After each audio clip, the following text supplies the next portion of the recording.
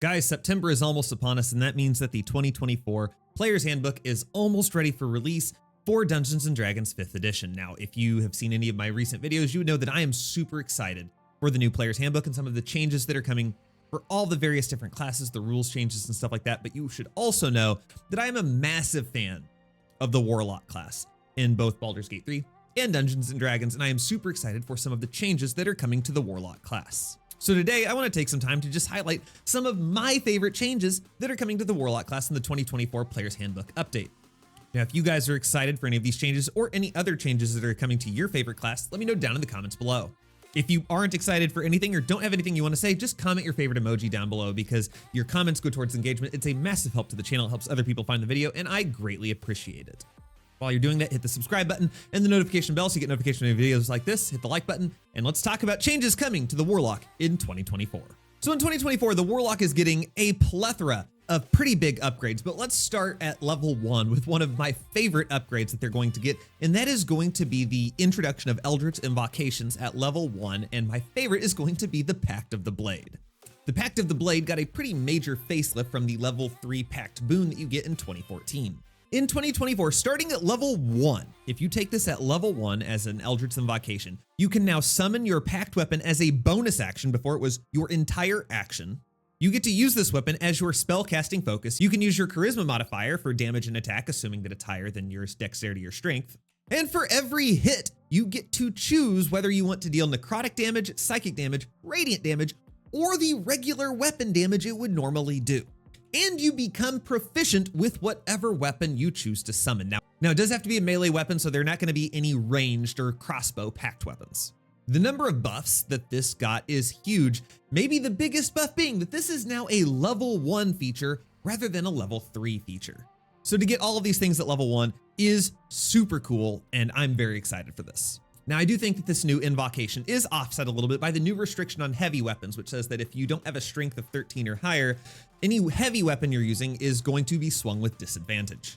And while I say that I'm not a min-maxer, there is a little bit of a min-maxer deep down inside that's like, damn, no more 2d6 with the greatsword unless I want to have to funnel some points into strength, which, let's be honest, strength is usually our dump stat. Additionally, none of the baked in 2024 subclasses are going to have medium armor proficiency, so there are some things that offset all these cool things you get with Pact of the Blade. Next up, the Warlock's favorite Eldritch Invocation also got a pretty nice upgrade, and that is going to be Agonizing Blast, which enables you to add your Charisma modifier to the damage of a damage-dealing cantrip. And yes, I said damage-dealing cantrip, not just Eldritch Blast anymore. In 2024, starting at level 2, you can take the Agonizing Blast invocation to add your Charisma modifier to any cantrip that deals damage. It does not have to be just Eldritch Blast anymore. And in addition, every time you level up, you can change which cantrip Agonizing Blast applies to. Additionally, you can choose to take Agonizing Blast multiple times if you want to, and you can add your Agonizing Blast to different cantrips at once. So I could take Agonizing Blast twice and say apply it to True Strike and to Eldritch Blast. If I only take it once, I have to pick, but I can change it each level. I think that's really cool and enables the Warlock to not be such a one-trick pony anymore. I say that knowing there are a lot of people that play D&D that like to min-max, and they're going to say, why would you ever do anything else other than Eldritch Blast? Because you're going to take a damage reduction. Things like True Strike are only going to be better than Eldritch Blast, depending on which weapon you take with the Pact of the Blade, if you use it at specific levels. Additionally, Agonizing Blast won't stack as well with things like Ray of Frost or Toll the Dead. At least personally for me, I can only play a Warlock that does Eldritch Blast for so long before I'm like, I'm a little tired of this. And this is going to enable me to maybe not deal the top ceiling of my damage, but deal pretty good damage with something like Ray of Frost, True Strike, and get to change up my playstyle, give me a little bit of variety with how I want to play. So while it may not be optimal to maybe take Agonizing Blast for something other than Eldritch Blast, it's nice to have that variety to change up your playstyle and add some replayability to the Warlock, so you're not always just that guy that just says, I cast Eldritch Blast again. Variety, for me at least, is fun. Similarly, Repelling Blast and the other invocations that applied only to Eldritch Blast, now can apply to other cantrips as well. For example, Repelling Blast now applies to any cantrip that has an attack roll. I'm a massive fan of these things because I love the level of variability this is going to give the Warlock. Do you guys agree, or are you just going to stick with Eldritch Blast and just keep playing the same way you did in 2014? Let me know down in the comments. At second level, you're going to get Magical Cunning, which is going to enable you to replenish half of your Warlock spell slots rounded up once per long rest. So I mean, yes, that's nice, right? Who's gonna ever turn down getting your spell slots back? It may not be the sexiest feature that the Warlock gets among all these things, but who's gonna turn down free spell slots, right? Now, if you're playing at higher level campaigns as a higher level Warlock, one thing that is really exciting is the Mystic Arcanum spells that you now get. You can swap out when you take a new Warlock level. Before, when you got a Mystic Arcanum spell, you were locked into it for the rest of your career, and now you can swap those out like your other Warlock spells, and that is super cool. Now, at level 3, you're going to enter into a pact with a patron. That now happens at third level rather than first level as it did in 2014. A lot of people really don't like this change, which surprises me a little bit. A lot of people think it sounds weird. Well, and how are you actually getting any of these benefits if you haven't made any sort of agreement with a patron yet? And I think you can pretty easily rationalize this. Like, I think you can pretty easily say that the patron is just like kind of giving you a test run for the first couple of levels. Is this someone I want to make a pact with? Giving you some of these nice little abilities, seeing how you work with them, seeing if you're actually going to do their bidding, and then you get to third level and you're like, all right, let's break out the pen and paper, let's sign a contract, I'm in on you, I want to invest in you. So it's not to say that you don't know your patron at first level, you just haven't made a contract with them yet. You haven't signed into that agreement. They don't own your soul for all eternity yet. You could also rationalize this by saying that some otherworldly being is giving you some powers, but they haven't revealed themselves to you yet. I prefer the first example, but I mean, there are ways that you can rationalize this. So I don't think this is the problem that a lot of people are spelling this out to be. Additionally, as part of the first rationalization, yeah, they're not giving you some of the juicier powers because once you make your contract with your patron, one of the bigger changes in 2024 is your patron spell list. You just get those spells. Now, it's not an expanded spell list where you can pick your spells to prepare. You just get them. Now, yes, you have to expend a spell slot to cast them, but you don't have to like choose, as a Fiend Warlock, do I want to pick Fireball or do I want to pick Hunger of Hadar?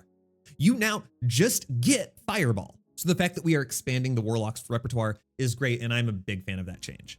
Now, coming over from Tasha's, we have the Celestial Warlock coming into the fray, and that's one that I'm actually pretty excited to play with. The Celestial Warlock is one of them that doesn't seem kind of inherently evil. With this subclass, you're going to get to make your agreement with like an Archangel or something like that. And this one sounds, I'm actually thinking about playing as a Celestial Warlock in my next campaign, because I think there's some fun shenanigans to play with Agonizing Blast, True Strike, the Pact of the Blade, their level 6 ability where they get to add radiant damage to a radiant attack. It is worth noting that maybe talk to your DM if you want to try doing like any True Strike, Agonizing Blast shenanigans. There is a lot of discussion on the interwebs about whether or not Agonizing Blast applies to True Strike anytime before 5th level or even at all. For me, as a DM, if someone were wanting to run that in my campaign, the requirements for Agonizing Blast is a cantrip that deals damage. And some people are arguing, does True Strike actually deal damage, or is it the weapon that's dealing damage and you're just using True Strike?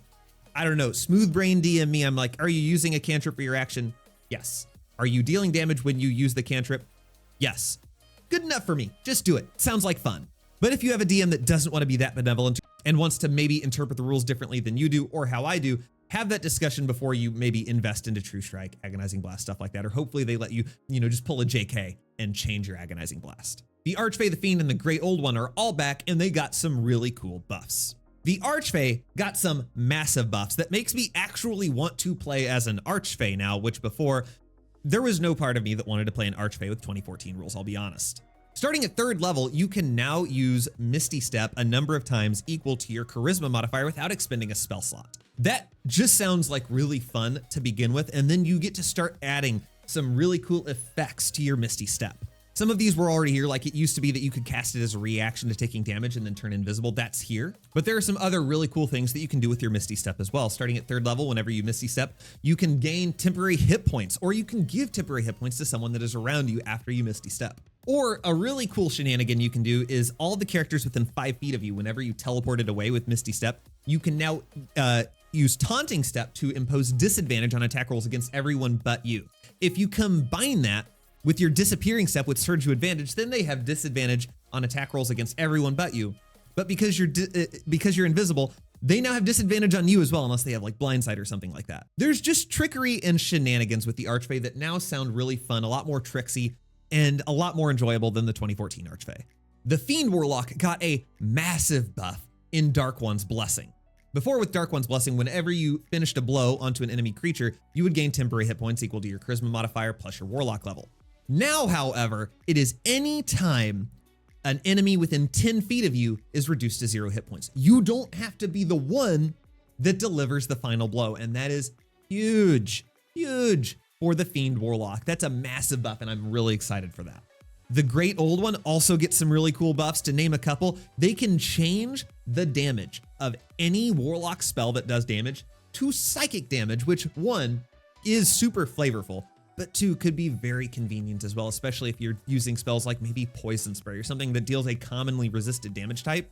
You can now just change that to psychic damage. Again, optimal versus fun. You can now be a Great Old One Warlock, take Poison Spray, Agonizing Blast, change it to psychic damage, and now you have a D12 with your Agonizing Blast that's not necessarily always doing poison damage, which is a very easily resisted damage type. So there's some fun variety to be had. Additionally, whenever you cast an enchantment or an illusion spell, you can do it subtly, which means you don't have to use verbal or somatic components. So now people don't need to know that you're trying to enchant them, or people around you don't know that you're enchanting someone else. And then one of my favorite upgrades to the Great Old One Warlock is something that a lot of people think you can do, but you can't, and that is the Eldritch Hex ability at level 10, which now enables you to impose disadvantage on saving throws of a specific type whenever you cast Hex on someone.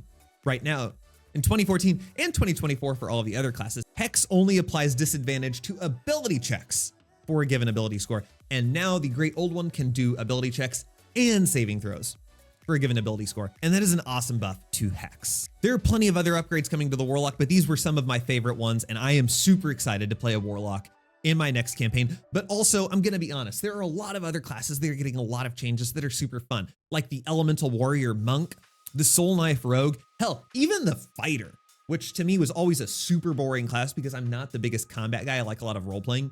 Even the Fighter is getting upgrades that I'm like, man, a Fighter sounds kind of cool. So if you guys enjoyed this video and you want to see some more things that I'm excited about for 2024, let me know down in the comments and we will expand to the other classes that are getting upgrades that I'm excited for too. Guys, hopefully you enjoyed this video. Let me know down in the comments what you're excited for in the 2024 rules. Are you excited for any of these Warlock upgrades? Let me know down in the comments. And if you're not excited for anything or you just don't really know what to say, just comment your favorite emoji, because once again, your comments go towards engagement. It's a massive help to the channel. It helps other people find the video, and I greatly appreciate your support. Make sure to hit the like button, the subscribe button, and the notification bell so you get notification of videos like this. Thank you guys for watching, and we will see you guys in a later video. Have fun with the new Player's Handbook.